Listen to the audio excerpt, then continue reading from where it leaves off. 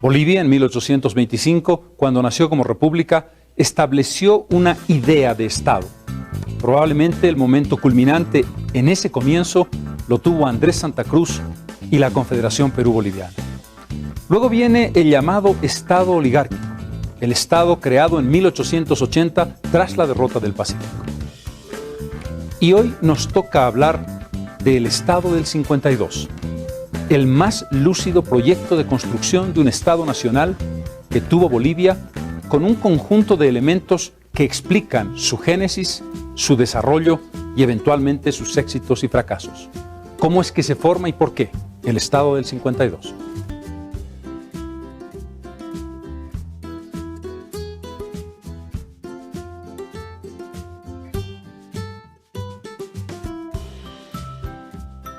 Bolivia tardó en estabilizarse políticamente, como a casi toda Latinoamérica. La exportación de plata, su mayor ingreso, fue mermando con el paso del tiempo y la economía se basó en una agricultura de subsistencia y en los impuestos, monetarios o personales, que pagaban los indios. La oligarquía minera creó el país institucional hacia la década de los 80 del siglo XIX, pero a fines del siglo aparece el estaño.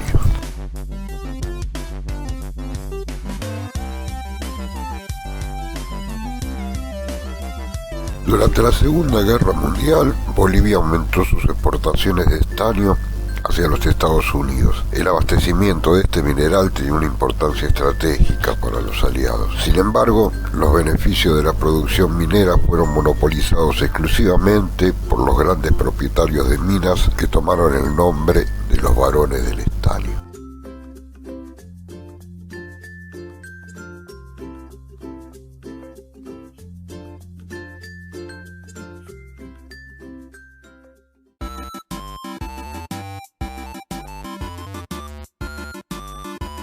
Los varones eran Simón Patiño, el más poderoso, la familia Aramayo y Mauricio Hochschild.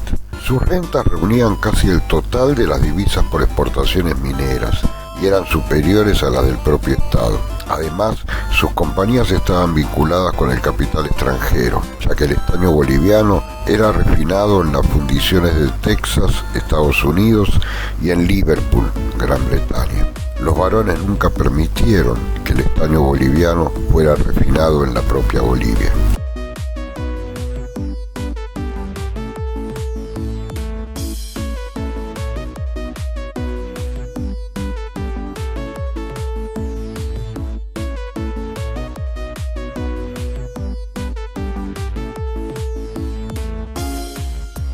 Según el censo de 1954, los indígenas representaban el 54% de la población total. Aunque sufrieron un largo proceso de expropiación de sus territorios, son uno de los pocos pueblos del continente que han preservado su organización comunitaria, los ayllús, su lengua y su cultura andina. Ya sea por su aspecto o por su lengua diferente, en Bolivia los campesinos indígenas, aybará y quechua en su mayoría, eran segregados y humillados en las ciudades, en los transportes, y aún siendo mayoría, estaban excluidos de la participación política mediante la implementación del voto calificado.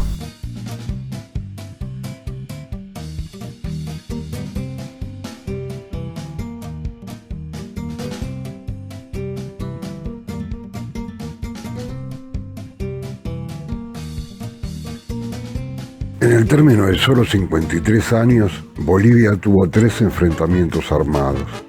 Si las guerras siempre tienen un trasfondo económico, en este caso esta proposición se cumplió, sumado a que Bolivia acumuló 3 derrotas con pérdida de territorio añadida.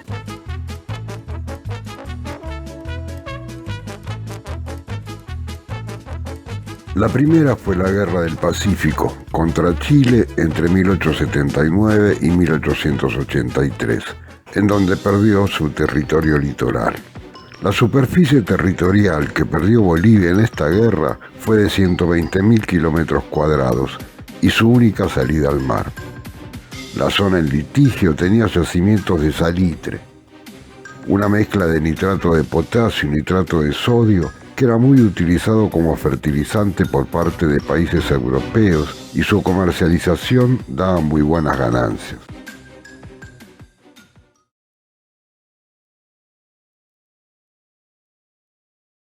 La segunda se le llamó Guerra del Acre y la sostuvo contra Brasil entre 1899 y 1903. En esta oportunidad, el territorio en litigio estaba en una zona amazónica y Bolivia perdió 188.000 kilómetros cuadrados. La región del Acre poseía ricos yacimientos auríferos y abundancia de recursos madereros, principalmente el árbol del caucho, que a finales del siglo XIX y casi mediados del siglo XX fue muy importante para la industria automotriz, ya que la goma sintética para la fabricación de llantas o ruedas y otros objetos no fue descubierta hasta prácticamente la Segunda Guerra Mundial.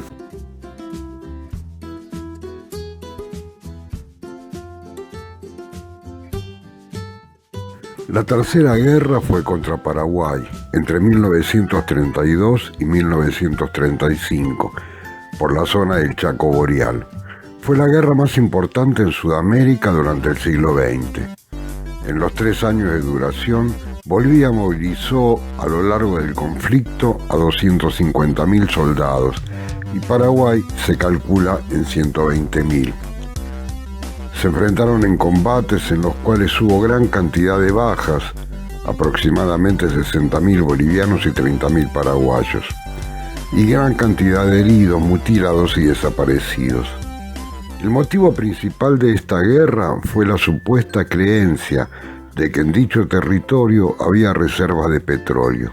2 empresas petroleras internacionales apoyaron a uno u otro país en la lucha. La Royal Dutch Shell, de capitales anglo-holandeses, estaba instalada en Paraguay, y la Standard Oil, de New Jersey, de capitales norteamericanos, estaba radicada en Bolivia. El fin del conflicto se logró con la mediación del canciller argentino, Saavedra Lamas, que evitó la injerencia estadounidense en la zona, firmándose el 12 de junio de 1935 el Protocolo de Buenos Aires, que puso fin a la guerra. Saavedra Lamas, debido a su mediación en el conflicto, recibió el Premio Nobel de la Paz en 1936.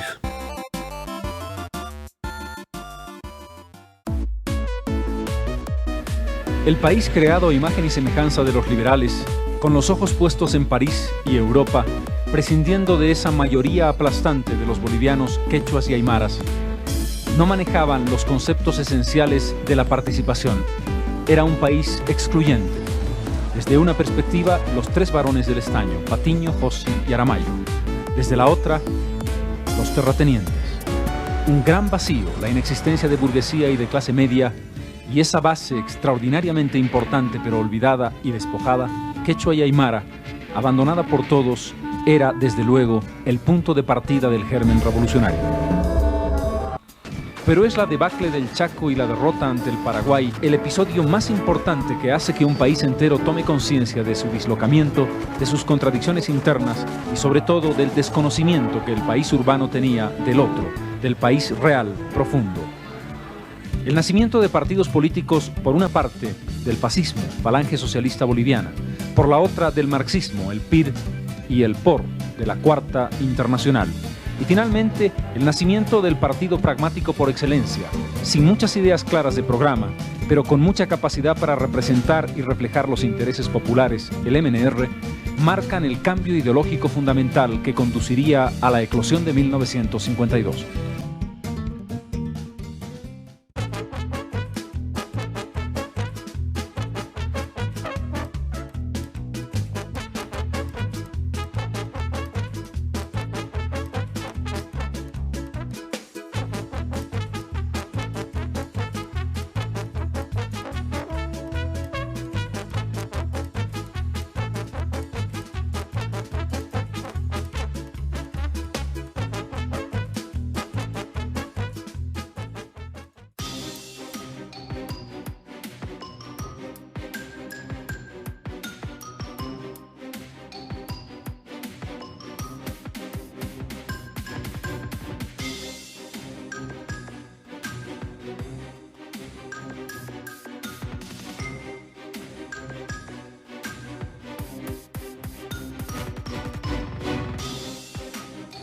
Este gobierno inició un importante ciclo de transformaciones democrático-burguesas.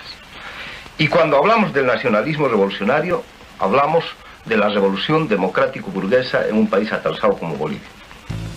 Ellos intentaron todas las tareas que son clásicas de las revoluciones burguesas: la integración territorial, la democratización económica, la democratización política, la vertebración de un Estado moderno, etc.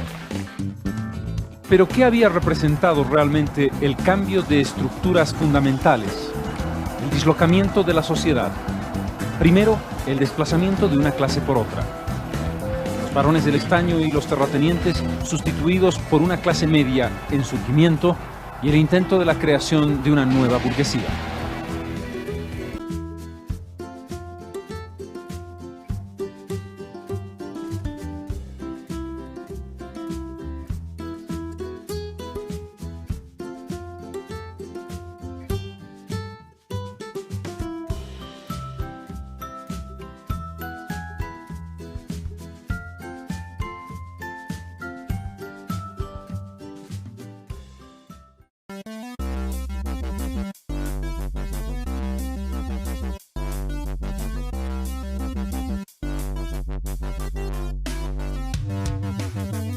El 17 de abril se crea la Central Obrera Boliviana, un conglomerado que por primera vez establece la representación genuina de todo el conjunto de los trabajadores de Bolivia. Estos tienen además el cogobierno, algo absolutamente inédito en América Latina. Más aún, tienen el derecho a veto dentro de las empresas del Estado y en particular de la Comibol. Era algo que no se había conocido.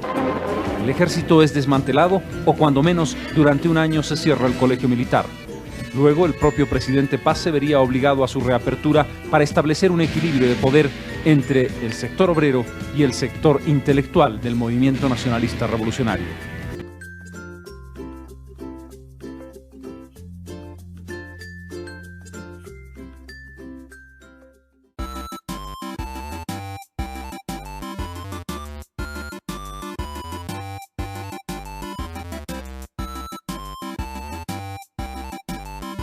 El 21 de julio de 1952, recordando la muerte de Villarroel, el presidente Paz dicta el decreto del voto universal, una de las conquistas fundamentales de la inserción democrática y popular de Bolivia.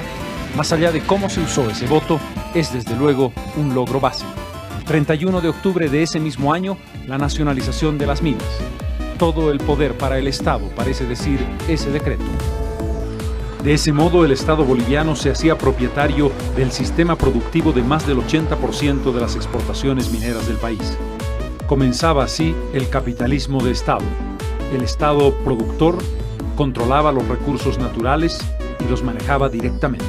Y finalmente, el 2 de agosto de 1953, la reforma agraria.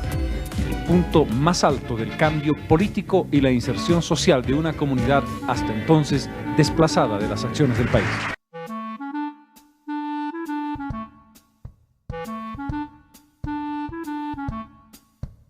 Con sus errores y aciertos, la revolución se condujo hacia un proceso de cambio en cuanto a la producción económica. Primero, la integración del Oriente. La terminación de la carretera Cochabamba-Santa Cruz abre un horizonte cuyos resultados se ven hoy. El Oriente boliviano hace contrapeso al Occidente y se ha convertido en un punto fundamental de la esperanza económica del país.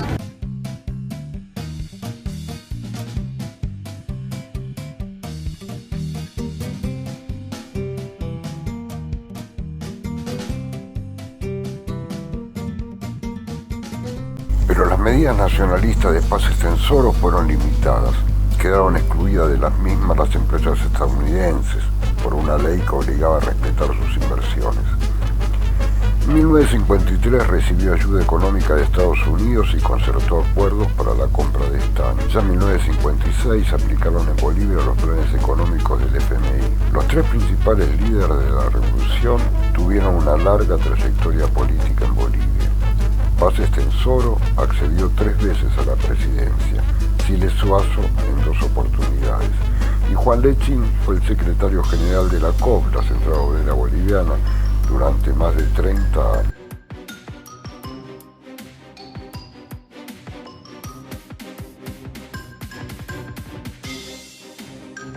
Bajo el régimen de Barrientos se impuso el orden social a través de los despidos masivos de los trabajadores de las minas. Los dirigentes mineros fueron desterrados a la Argentina y Chile. Desaparecieron los sindicatos, se cerraron las radios mineras y las tropas militares ocuparon las minas, además de reducirse los salarios. También fueron ilegalizados los partidos políticos, se cancelaron las reformas del MNR, se privatizaron las minas y se otorgaron contratos petroleros a empresas norteamericanas. Ese fue el fin de la revolución. Sin embargo, quizás el hecho más importante de la revolución fue permitir que las clases bajas, trabajadoras e indias participaran del juego político a través del voto universal. Eso va a permitir que en el 2006 llegue a la presidencia boliviana por primera vez un indio aymara, Juan Evo Morales Saima, político sindicalista boliviano. Los jóvenes que frisando los 40 años asumieron el mando de la nación en 1952 y gobernaron ininterrumpidamente hasta 1964, cumplieron sin duda importantes tareas de transformación, tareas que les tocó cumplir en ese momento histórico, algunas de ellas con éxito, con una visión de transformar al país y hacerle dar un salto cualitativo que era indispensable. Otros se quedaron en el camino como ideas no resueltas. Las más quedaron frustradas en esa dicotomía que pregunta: ¿era ese grupo de jóvenes realmente revolucionario? Ciertamente se trataba de intelectuales progresistas que no pensaban en términos marxistas. Para quienes han esperado una solución que nos llevara al socialismo, esa fue una frustración. Para quienes piensan que fue un cambio en el que la situación económica del país, su grado de dependencia y el contexto latinoamericano en el que estaba no permitía otra cosa que lo que se hizo, se puede establecer que fue una sucesión de hechos positivos y negativos que hay que combinar. Por todo ello, deja un legado que fue el punto de partida de un largo proceso. Un proceso que duró casi medio siglo. Un proceso que costó superar y que quizás hoy todavía es parte del desafío de la historia.